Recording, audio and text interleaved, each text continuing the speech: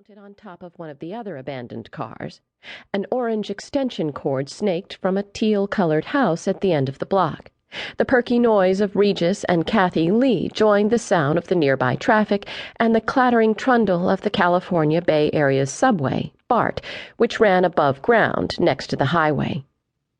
Just then, a monk came out of the Buddhist monastery across the street from my house and brought Bobby a snack.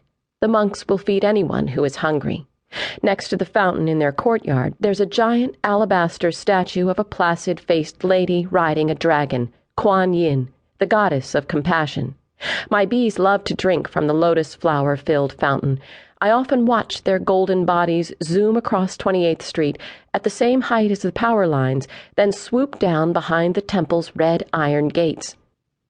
The monk who handed Bobby a container of rice and vegetables was female, dressed in pale purple robes, her head shaved. Bobby took the food and shoved it into a microwave plugged in next to the television set, nuked his breakfast.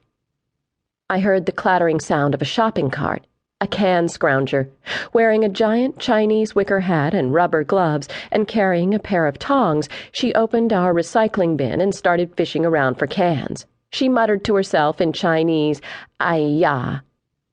I watched as Bobby jogged over to her. I had never seen him run before. "Get out of here," he growled.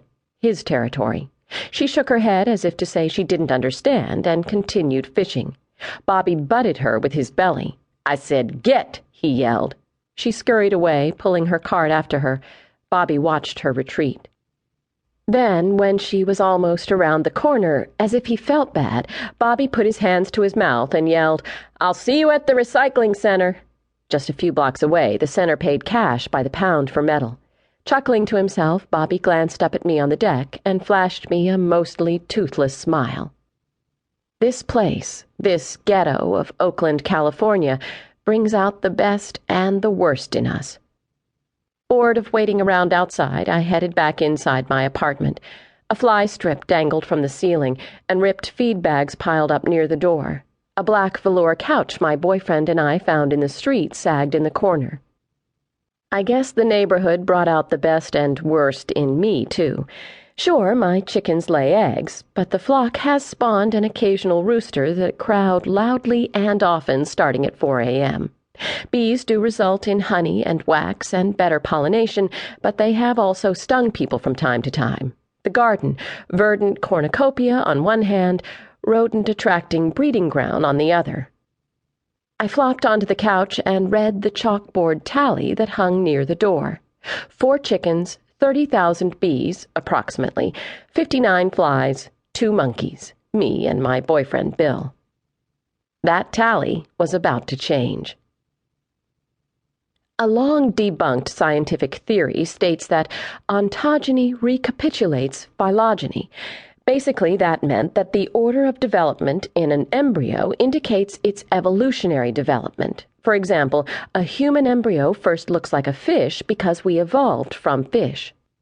When Bill and I first moved from Seattle to Oakland, I was reminded of that theory because somehow we ended up recreating our old life in the exact same order as we had created it in Seattle. The first year in Oakland, we built the garden. The second year, we got honeybees and then the chickens. In this, our 3rd year of development, it was time to evolve to the next level. Out of the corner of my eye, I watched through the window as a postal jeep turned down our street and pulled to a stop in front of our house. A man dressed in wool shorts hopped out, holding an air-hole-riddled box in his arm. I bounded downstairs. My neighbor, Mr. Wynne, who lived 1 floor below me, was sitting outside on the porch, smoke and steam from his morning cigarette and Vietnamese coffee wafting up together in the crisp spring air. In his 60s, Mr. Wynne dyed his graying hair black, wore button-down dress shirts, and was surprisingly sprightly. He set down his coffee, stubbed out his cigarette, and walked into the street with me to receive the package. The postal worker made me sign an official-looking piece of paper before he would hand me the box. It peeped when I opened it. It was filled with puffballs.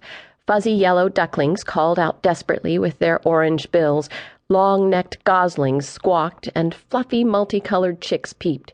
3 odd-looking chicks with an unattractive pimple of skin atop their heads simply gazed up quietly.